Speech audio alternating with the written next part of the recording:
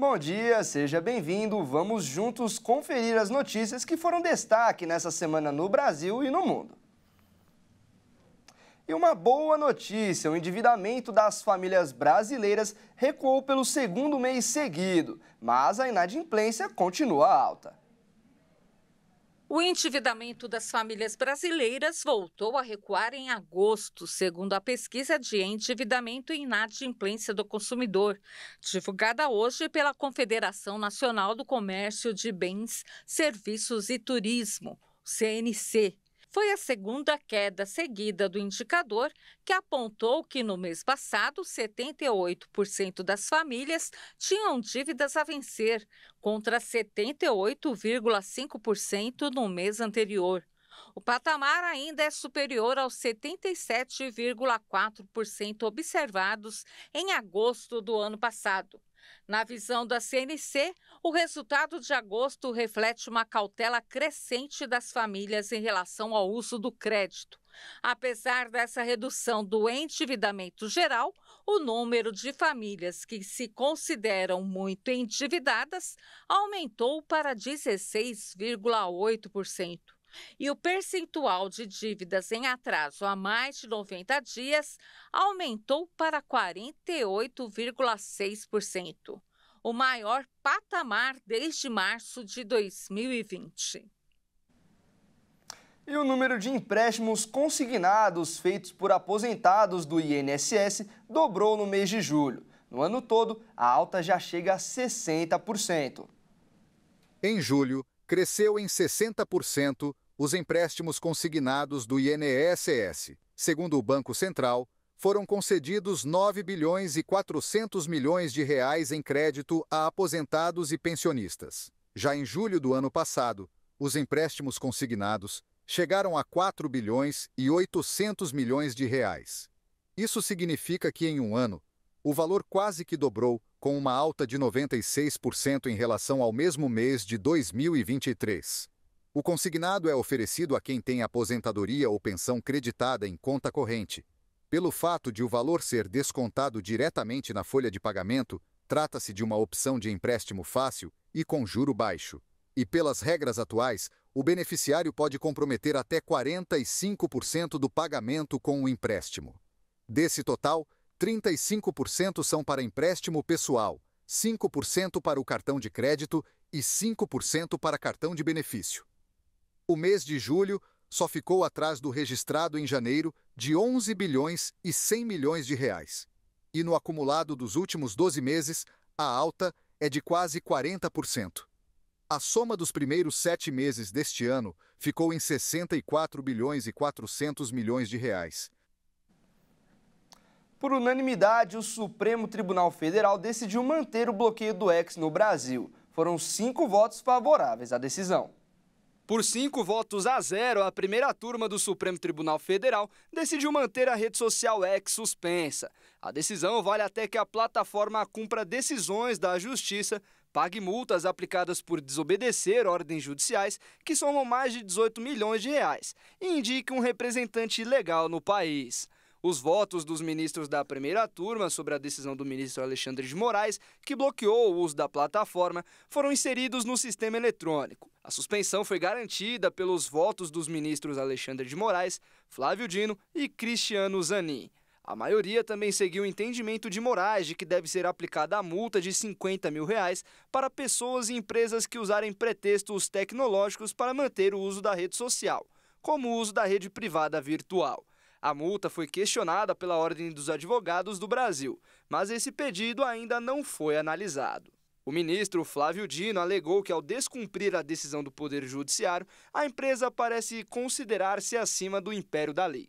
Zanin afirmou que o descumprimento de decisões pelo X é extremamente grave.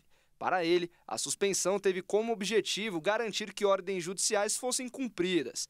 Luiz Fux foi o único a fazer uma ressalva em relação à multa de 50 mil reais estabelecida para quem burlar o bloqueio do X. Ele defendeu que seja imposta somente a quem seguir usando a rede social e postar conteúdos ilegais, como expressões reveladoras de racismo, fascismo, nazismo, obstrutoras de investigações criminais ou de incitação aos crimes em geral. Desde abril, o bilionário Elon Musk, dono do X, tem descumprido várias ordens do ministro Alexandre de Moraes de bloquear contas de investigados pelo STF, acusados de afrontar a democracia e a legislação brasileira. Moraes diz que, quando intimada, a plataforma desobedeceu a ordem judicial e resolveu criminosamente divulgar mensagens citando ódio contra a Suprema Corte. E um estudo mostrou que os brasileiros dedicam cerca de 3 anos e meio de sua vida adulta usando o celular. A pesquisa faz parte de uma nova campanha voltada para destacar a importância de administrar bem o tempo livre ao longo da vida. O estudo foi realizado através de 1.500 entrevistas online e presenciais com homens e mulheres acima de 18 anos e de todas as classes sociais em 5 regiões brasileiras: Norte, Nordeste, Sudeste, Sul e Centro-Oeste. O estudo ainda mostrou que o uso de telas, incluindo além do celular, televisão e jogos eletrônicos, ocupa 12% de toda a vida adulta, equivalente a 7 anos. O tempo em frente à TV ou ouvindo ao rádio equivale a 2 anos e 9 meses. O uso do celular representa 6,4% do tempo livre das mulheres durante a vida adulta e 5,9% para os homens. Os participantes do estudo disseram que, se tivessem mais tempo livre, gostariam de utilizá-lo com viagens, praticando esportes e exercícios ou dormindo. A partir desta pesquisa, calculou-se o tempo médio diário gasto em minutos pelos brasileiros em cada atividade. E, em seguida, os dados foram expandidos para representar o período de um ano médio de vida dos brasileiros. Para que os dados representem, então, o cálculo médio em anos de vida adulta dos brasileiros, foram considerados os dados de expectativa de vida do brasileiro de acordo com o IBGE na vida adulta, dos 18 aos 76 anos, totalizando 58 anos adultos, os quais foram multiplicados pelo ano médio calculado com os dados do levantamento. O estudo faz parte de uma nova campanha voltada para destacar a importância de administrar bem o tempo livre ao longo da vida. E foi divulgada uma lista dos elencos mais caros do mundo. E 3 clubes brasileiros aparecem na lista dos 100 mais valiosos.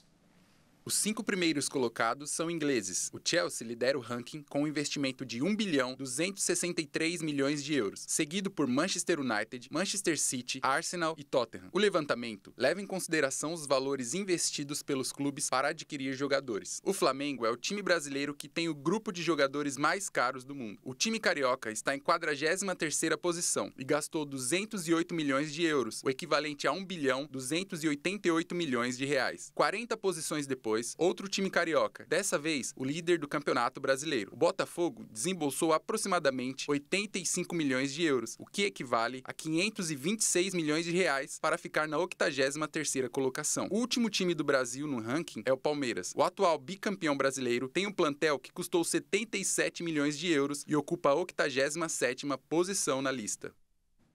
E veja a seguir, fumaça das queimadas é prejudicial à saúde. E ainda, preço das refeições aumentam e comer fora tem ficado cada vez mais caro. Tudo isso você confere na volta do intervalo. Não sai daí, eu volto daqui a pouco.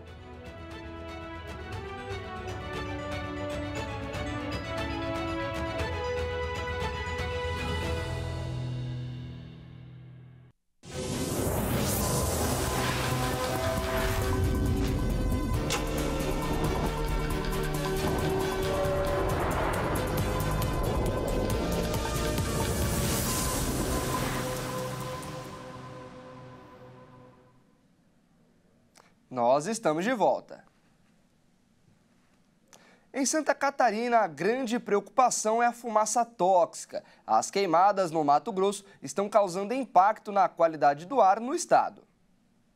Nos próximos dias, a passagem de uma frente fria por Santa Catarina deve reduzir temporariamente a concentração de fumaça no estado oriunda das queimadas do Mato Grosso do Sul. Mas, a partir de sexta-feira, a Defesa Civil alerta que os ventos devem voltar a soprar do norte, trazendo novamente a fumaça para o estado catarinense. Ao longo prazo, a presença dessa fumaça persistirá até que as queimadas nas regiões afetadas sejam controladas ou até o retorno retorno da estação chuvosa entre a primavera e o verão. Nessa época do ano, o aumento das queimadas nas regiões amazônicas e central do Brasil é um fenômeno esperado devido ao regime de chuvas que altera entre uma estação seca, o outono e o inverno, e uma estação chuvosa, a primavera e o verão.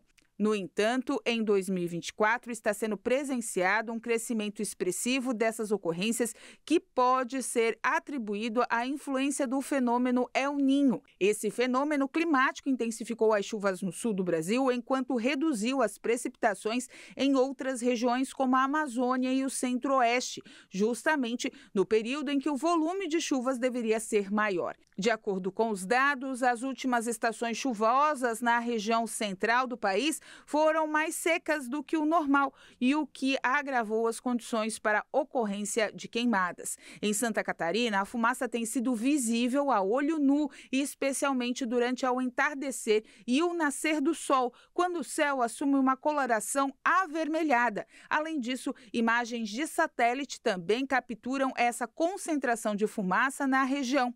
A presença da fumaça pode prejudicar a visibilidade e afetar a qualidade do ar, o que torna o monitoramento contínuo essencial.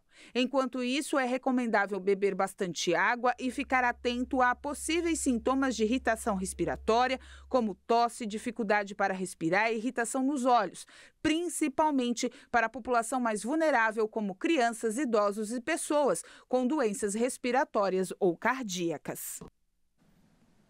E quase 60% de todo o território nacional enfrenta alguma condição de seca ou queimada. E a fumaça é composta por gases tóxicos, que são altamente prejudiciais à nossa saúde. Cerca de 5 milhões de quilômetros quadrados do país enfrentam um cenário de seca e queimadas. O número é superior a 2015, quando o país também enfrentou uma forte estiagem. Os dados são obtidos da análise do índice de precipitação padronizado de evapotranspiração desde 1950. O índice ainda mostra que as secas têm se tornado mais frequentes e mais intensas nos últimos anos. Segundo o painel de queimadas do Instituto Nacional de Pesquisas Espaciais, nesta quarta, o Brasil tinha mais de 5.700 focos de incêndio ativos. A fumaça das queimadas, que tem encoberto cidades de várias regiões do país, causando preocupação não só entre ambientalistas, mas também entre médicos e especialistas em saúde. Isso porque ela é composta por gases tóxicos, como monóxido de carbono e material particulado fino ou partículas minúsculas que são suspensas no ar, que são componentes altamente prejudiciais à nossa saúde e podem agravar doenças respiratórias, como a doença pulmonar obstrutiva crônica e aumentar o risco de doenças cardiovasculares. A fumaça pode conter metais pesados como chumbo e mercúrio, que são prejudiciais quando inalados. Eles podem causar problemas graves, danificando órgãos importantes como o cérebro, pulmões, rins, fígado e o sangue. Segundo especialistas, a exposição prolongada a esses compostos tóxicos pode gerar uma crise de saúde pública. Já está acontecendo um aumento das hospitalizações por problemas respiratórios e cardiovasculares, e os efeitos a médio e longo prazo ainda não podem ser mensurados. E isso deve ter um impacto enorme sobre a economia da saúde. Um relatório inédito da Organização Meteorológica Mundial sobre qualidade do ar, publicado nesta quinta-feira, destacou como toda essa exposição vem cada vez mais intensificando os riscos à saúde humana. De acordo com os dados do Instituto Nacional de Meteorologia, ao menos 244 cidades registraram umidade do ar menor ou igual à do deserto do Saara. E a previsão é de que os índices possam ser ainda piores. O mês de setembro, último do inverno, começou com uma onda de calor que fez subir as temperaturas. Ontem, Mato Grosso e Mato Grosso do Sul, as máximas chegaram aos 40 graus. No interior de São Paulo e Minas Gerais, as cidades chegaram a 39 graus. A subida do termômetro levou especialistas a debater até mesmo se o Brasil tornou-se o país mais quente do mundo nesta semana. O calor se somou à seca, a maior e mais extensa já enfrentada pelo país, com cidades sem chuva há mais de 100 dias. A falta de chuva e a alta temperatura faz com que a umidade literalmente evapore, chegando a níveis desérticos. No deserto do Saara, por exemplo, no norte da África, a umidade do ar varia de 14% a 20%. No Brasil, 244 cidades registraram índices menores ou iguais. Isso está acontecendo porque, primeiro, estamos na estação seca. Consequentemente, é um período com menos chuva e isso impacta na umidade relativa do ar, que se estende até outubro. No entanto, a situação ficou mais grave por 3 fatores. Seca histórica. O Brasil vive a maior e mais intensa seca de sua história recente. Todos os estados, com exceção do Rio Grande do Sul, estão passando pelo pior período seco já visto. Calor intenso. Setembro começou com uma onda de calor que vai levar cidades a níveis recordes de calor. Bloqueios atmosféricos. O bloqueio é uma configuração dos ventos que impede o avanço de frentes frias e, consequentemente, das chuvas. Com menos nuvens e chuva, a umidade vai ficando cada vez mais baixa. O IMET emitiu um aviso de sinal vermelho para Mato Grosso do Sul, São Paulo, Minas Gerais, Goiás e no Distrito Federal, porque a umidade deve ficar abaixo de 12%. De acordo com a Organização Mundial de Saúde, OMS, a faixa de umidade ideal para o organismo humano fica entre 40% e 70%. Quando essa taxa cai para 30%, já se configura uma situação de alerta com prejuízos evidentes para a saúde. E comer fora tem ficado cada vez mais caro. Em Salvador, na Bahia, por exemplo, o preço médio de uma refeição aumentou 15% e já passa dos R$50. Chegou a hora do almoço, você esqueceu a sua marmita em casa e agora vai ter que ir ao restaurante. Olha, essa tarefa tem se tornado cada vez mais difícil para quem reside na capital baiana, Salvador. De acordo com uma pesquisa realizada pela Associação das Empresas de Benefícios ao Trabalhador, os soteropolitanos têm tido que gastar R$ 53,37 por uma refeição, que é composta pelo prato principal, uma bebida não alcoólica, uma sobremesa e um cafezinho. Esse valor supera a média de 15% a mais que o registrado em 2023, superando também a média nacional, que ficou em R$ 51,61. Salvador ainda supera a média do Nordeste, que registrou o valor de R$ 49,09. Contudo, a capital baiana ainda não é a mais cara para se fazer uma refeição. De acordo com a pesquisa, Natal lidera o ranking no Nordeste. Lá é necessário gastar R$ 56,18 em um almoço. Em Recife, o valor é de R$ 55,13. Já em Maceió, R$ 54,32. O estudo ainda apontou que 35% da renda do trabalhador é comprometida, caso ele realize 22 refeições no mês, levando em consideração que o salário aqui na região médio é de R$ 2.100. O gasto por mês seria de R$ 737 somente com a refeição do almoço. Um estudo apontou que o saneamento básico universal vai existir apenas quando os investimentos bilionários forem bancados pelas famílias mais pobres. Um estudo produzido pelo Instituto Trata Brasil em parceria com a X Anticonsultoria Econômica, também com a Associação Brasileira dos Fabricantes de Materiais para Saneamento e o Conselho Empresarial Brasileiro para o Desenvolvimento Sustentável, revelou que o projeto de universalização do saneamento básico no país até 2033, como previsto no novo marco legal aprovado pelo Congresso em 2020, dependerá do investimento dos próprios usuários, que terão de realizar investimentos bilionários na construção, instalação e troca de infraestrutura residencial de água e esgoto, para poder se conectar às redes que chegarão às suas portas. Para atingir a meta do novo marco, as famílias terão que investir cerca de 242 bilhões de reais nos próximos 10 anos, ou 24 bilhões ao ano. De acordo com os cálculos do estudo, os valores representam entre 27% e 48% do total de investimentos que as concessionárias dos serviços serviços deverão realizar no mesmo período, para ampliar o acesso às redes. O levantamento aponta também que quase 90% das famílias que atualmente não dispõem de serviços de saneamento pertencem às faixas de renda mais baixas da população. Para viabilizar a universalização, elas terão que arcar com 75% dos investimentos, que deverão ser feitos nas residências em todo o país, com a instalação e adequação dos equipamentos domésticos para se conectar às redes externas. No Brasil, são conhecidas mais de 3.600 variedades de trigo e destas, 44 são recomendadas para cultivo no Mato Grosso do Sul. No campo, técnicos e produtores escutam atentos os pesquisadores. Analisam algumas das diversas variedades do trigo cultivado na área experimental da Embrapa Agropecuária Oeste, onde foi realizado um dia de campo para apresentar novos conceitos da triticultura. O dia de campo está voltado para a difusão da triticultura. Ela não está muito preocupada, essa atividade, em gerar recomendações, mas sim ela está preocupada em difundir, em estimular o produtor a produzir trigo, a voltar a produzir trigo. Estão catalogadas atualmente no Brasil pelo menos 3.600 variedades de trigo. Destas, 44 são recomendadas para o cultivo aqui no estado, que tem aproximadamente 20 mil hectares plantados do cultivar.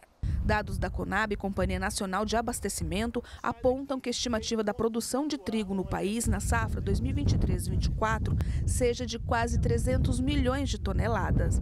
Para aumentar a produtividade do grão, que é um cultivar ambientado no clima frio, pesquisadores desenvolveram o trigo tropical, que pode ser cultivado em biomas do cerrado. É o que explica este engenheiro agrônomo, chefe adjunto de transferência de tecnologia da Embrapa Trigo, de Passo Fundo, no Rio Grande do Sul. O Brasil ele tem uma oportunidade gigantesca de aproveitar o inverno com a produção desse alimento sagrado, né? Um cereal que responde aí por uma importância nutricional muito grande para os humanos e em alguns países, inclusive, tem uma importância gigantesca para a proteína animal, né? E a gente veio aqui mostrar que nesse ambiente de cerrado, né? E aqui em Dourados, um ambiente até de transição de clima, o trigo pode atender a indústria, né? Pode nos ajudar a levar o Brasil à autossuficiência e também trazer renda com uma série de ganhos indiretos para o produtor para o sistema de produção.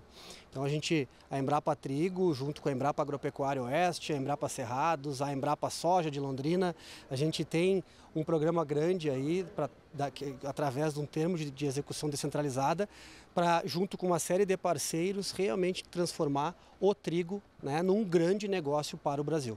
O cereal é base para a produção de diversos alimentos. O trigo é um carboidrato que tem em sua composição proteínas, gordura, fibras e minerais. É produto principal na confecção de pães, bolos, bolachas, massas. Este engenheiro agrônomo, responsável pelas lavouras de uma cooperativa de farinha, explica que acompanhar as tecnologias aplicadas na produção do cultivar implica diretamente na qualidade do produto final.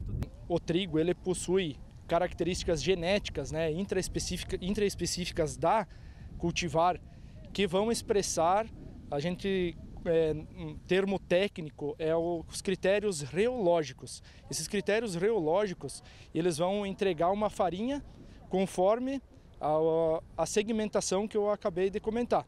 Então, isso é um critério intraespecífico da genética das cultivares.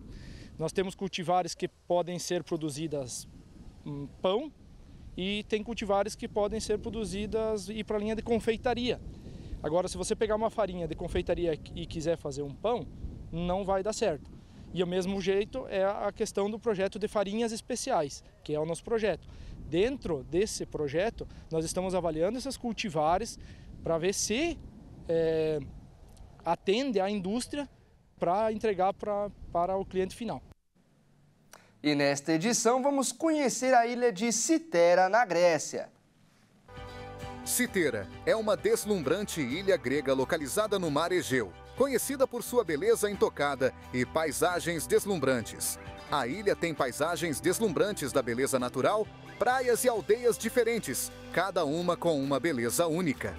A cada verão, vários festivais são organizados com produtos locais, celebrando a história da ilha, mantendo viva a tradição. A paisagem é acidentada e rochosa, fruto dos ventos marítimos predominantes que, pelo efeito da erosão, moldaram as suas encostas em penhascos com baías profundas na base.